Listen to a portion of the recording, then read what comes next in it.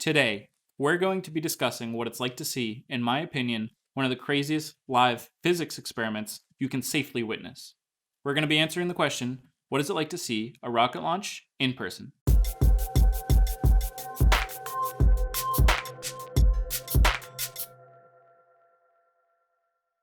Hi, my name is Andrew, and welcome to the first ever episode of Solid Rocket Future, a series that highlights the most exciting parts of current and future spaceflight. In November 2019, I traveled down to Wallops Island, Virginia, one of the active launch sites in the United States. I traveled there in hopes to see a Northrop Grumman rocket launch tools, science supplies, clothes, water, food, and other things up to astronauts that live and work on the International Space Station. Andrew, by the way. Dwayne. Nice to meet you, Dwayne.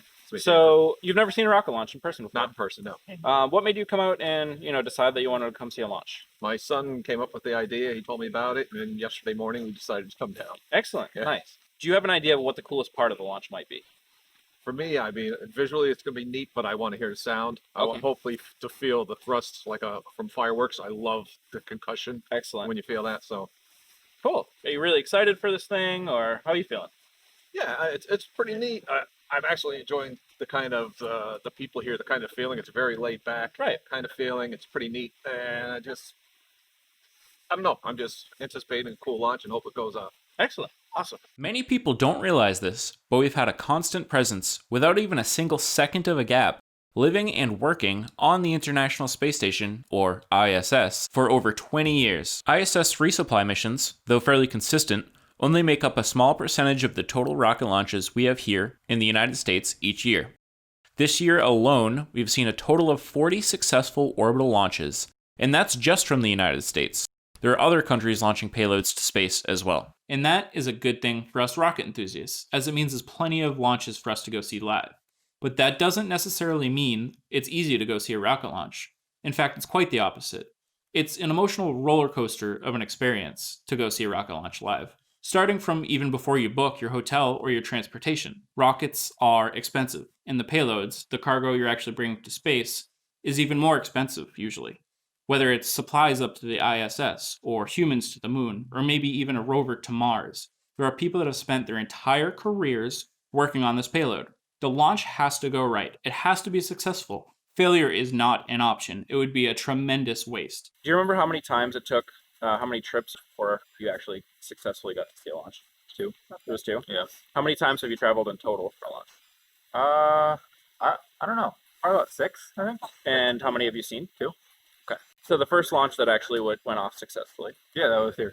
Is there something that was completely different about the experience than you anticipated? No, it wasn't really surprising, but it was just like, it was cool to experience because you get to, see it, feel it. You're looking at a rocket that's right there. Yeah. And then all of a sudden it's in space. Right. And it's just like, totally not unexpected, but you're like, wow, I just watched one go to space. It's pretty awesome. Right. And what makes you want to keep going to more launches? I don't know. I like hanging out with you guys. All right, fair enough. It's a good, community to hang out with people. And you come here 3 hours, 4 hours before a launch. And Right. It's kind of chill. Cool. And it's fun.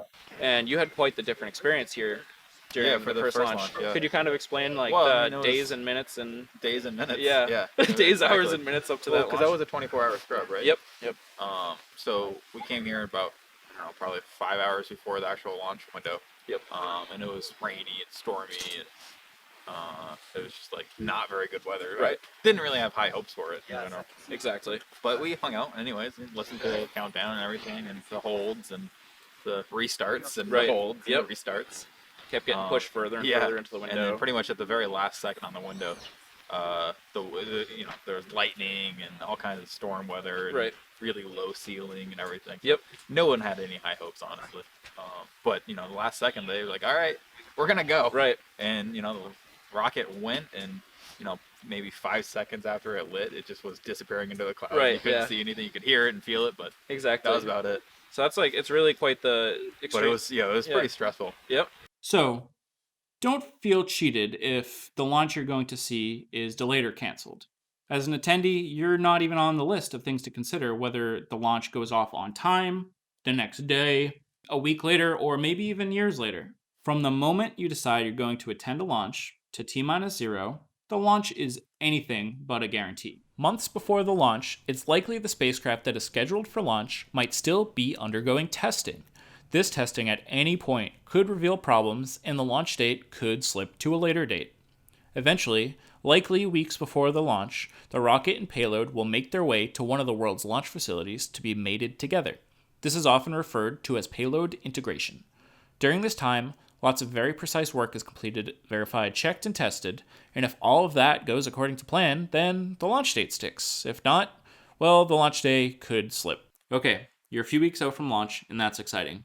At this point, you should consider booking your transportation, but continue to manage your expectations. My friend Ben likes to describe this process as book your trip, but pretend you're not going to a launch. That way you can plan other activities and have a good time regardless of if the launch happens or not. And if the launch does happen, well, we'll talk about that in a couple minutes. Now, the payload is in the launch provider's hands. The launch provider, SpaceX, ULA, other rocket company, is responsible to continue to prepare the spacecraft and rocket for launch day. If the payload is on top of the rocket, verified, tested, within the nose cone or fairing, you're ready to start thinking about launch day plans. However, competing launch schedules and unexpected technical difficulties could still put the launch day at risk. You should do some research to see if there are additional backup launch windows during the duration of your stay. They schedule these a day or a couple days out from the original launch window in case there is a delay on launch day. They call this a scrub. How many times have you traveled to see a rocket launch? So yeah, no, I've traveled. This is the third time. The first time was successful. Yep. The second time, I forgot that we were actually going to see a rocket. Right. But I guess that was the purpose of the trip, and now we're here to see what happens.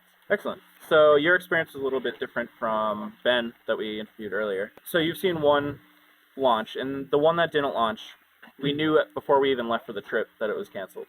I feel like that you've had an interesting history with launches, because the one that we did go to that launched successfully launched exactly at the beginning of the window. There was no delays. There was no like extra anticipation or stress that happened with the launch. Yeah. So it kind of went like really smoothly, and I feel like a big part of rocket launches is all the anticipation, and like when you see delays and all these things, it just adds to the excitement for when it actually happens. Yep. So today it's looking like everything is going according to plan. This is the first day of the the launch window. So I don't know, maybe we'll have a similar experience this time. Yeah, you never know, and it's one of those things where it's like you absolutely can get anxious and concerned and nervous about it, but at the end of the day, you have literally zero control over the outcome. Exactly. So as much as you check the weather leading up to the weeks, the days, the hours, the minutes, you still cannot do anything about that at all, except for just be there for the adventure and for the ride. And if it doesn't end up being what you wanted to, there's always another shot, and there's hundreds of people, if not thousands, that are probably infinitely more upset. So you're a week out. I give you permission to get a little excited, but just a little. It's still very likely that the launch could delay. You should start looking at weather forecasts. There are official military organizations like the 45th Space Wing that issue forecasts for launch day. Those will include a percent chance of what they call weather violation. Basically, what is the percent chance that the weather will not be good enough for launch? That number will change many times throughout the week and on launch day as well. If you're starting to get the feeling that every day that goes by without a launch delay is a miracle, well, you're kind of right. But don't let that thought freak you out too much. Launch schedules seem to be getting more and more reliable, like every month. So you're a couple days out from launch, the weather's still looking good, everything's still a go. There's some planning you have to do. You have to decide where you're going to view the launch from and what you're going to bring with you. If you want to prepare things like cameras, mics, and tripods, now's the time to do it. I won't go too deep in the weeds here about launch viewing sites and equipment prep, but maybe I'll do another video on that in the future. If you have access, I do recommend checking out the launch viewing site a day before launch. That way you can plan things like where you'll set up for the day, where you'll park, and what the bathroom situation is like. Now is about the time where you could start seeing some weather delays, 1 or 2 days before launch. Potentially even earlier if there's a hurricane or some sort of big storm brewing. Oh, and guess what? Weather delays don't only happen from terrestrial Earth weather. Space weather, or solar storms, can actually cause launch delays. Now this isn't very common, but the additional radiation that happens during a solar storm can damage satellites or put people at risk. Now, severe solar storms can actually damage the electronics in satellites, but more commonly, less severe solar storms will cause things like GPS to become a little bit less accurate. On the ISS, they actually have plans to seek shelter in a part of the space station that is more well protected against radiation if a major solar storm was to hit Earth. Solar storms aren't all bad, though.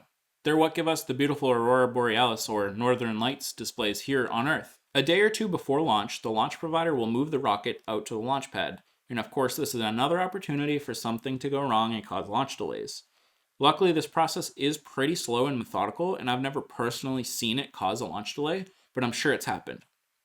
Once the rocket is out at the launch pad, it's connected to its umbilicals, or the hoses, tubes, and wires that the rocket needs to prepare for launch. Now, if all of that goes according to plan, the rocket will be lifted into a vertical position, and you're at launch day.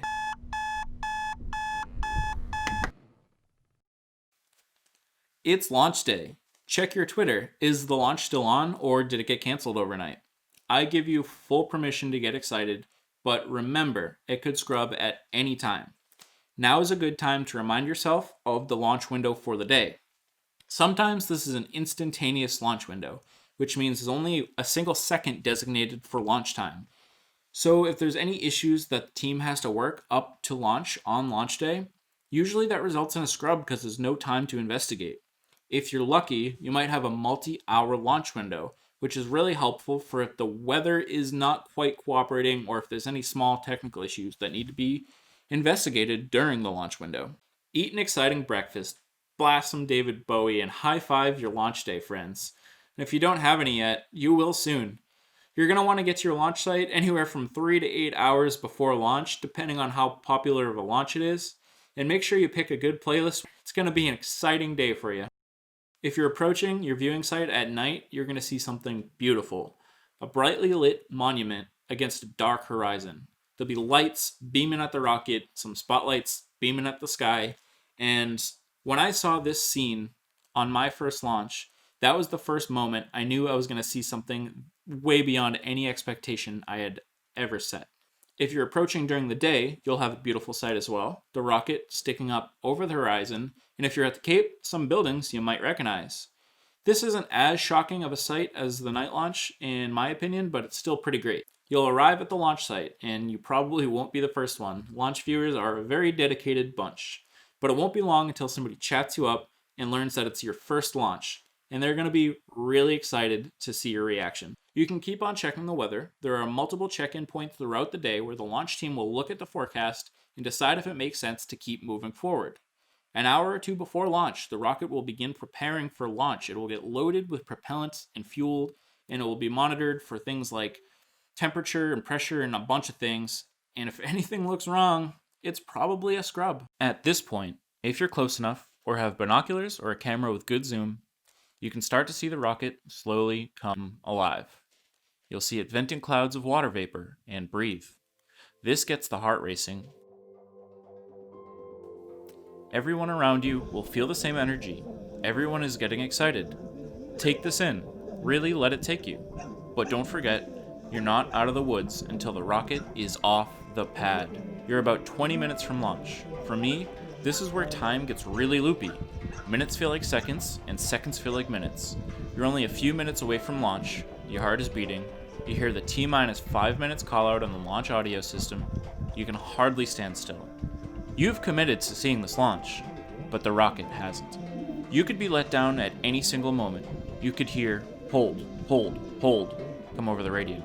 And it's off for the day, but you don't hear that. You're at about T-minus 3 minutes. The rocket is venting like crazy.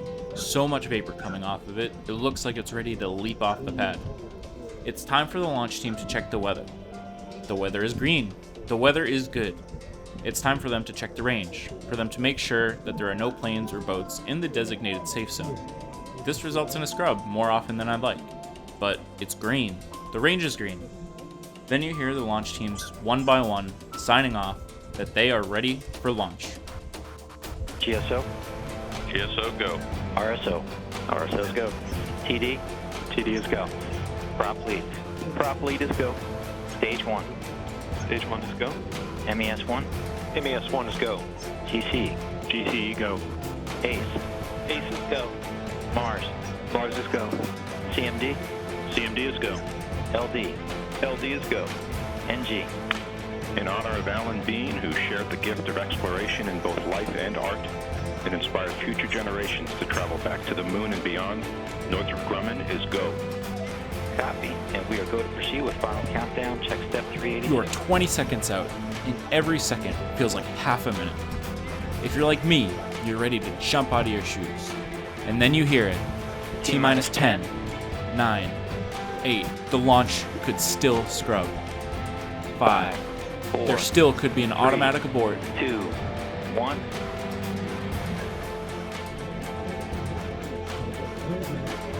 Liftoff.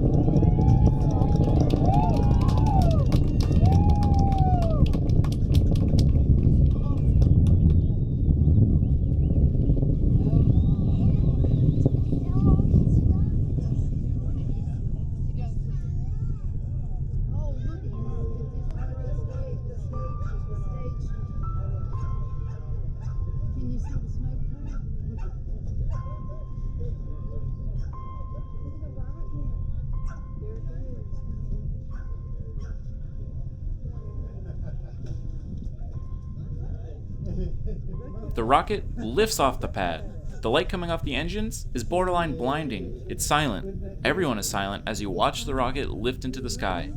A couple dozen seconds go by, and you forget that there's supposed to be a sound that goes with this, or you think you're too far away. But the sound just hasn't hit you yet, until it does.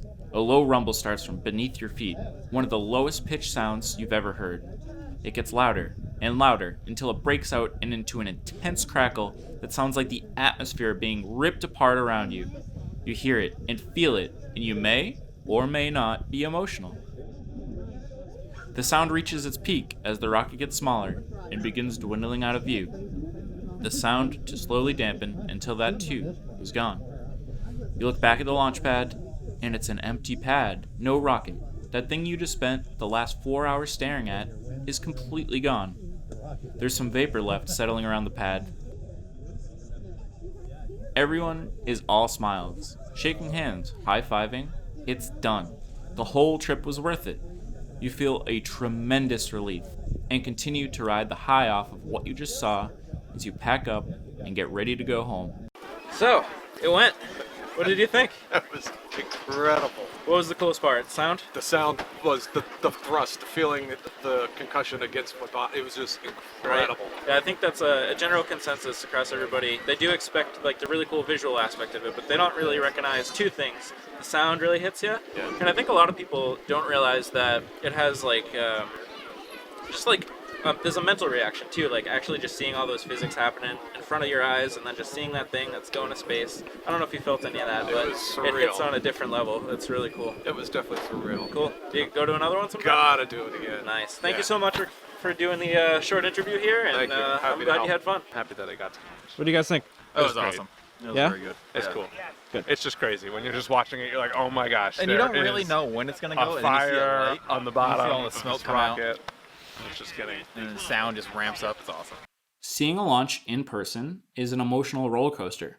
It's stressful, anxiety-inducing, exciting, but in the end, it's so worth it. So you might not see a launch on your first try, or maybe not even your second or third, but don't give up. Please don't hesitate to reach out if you have any questions. You can find all my contact info in the description below. I would be more than happy to help anybody on their first launch viewing. If you do plan to bring a camera or something, I really recommend bringing a tripod. Try not to have anything in your hands that you need to concentrate on while you're seeing your first launch. You really should just take it in as it is and really not have any distractions. And the best part about your first launch is being even more excited about the second launch.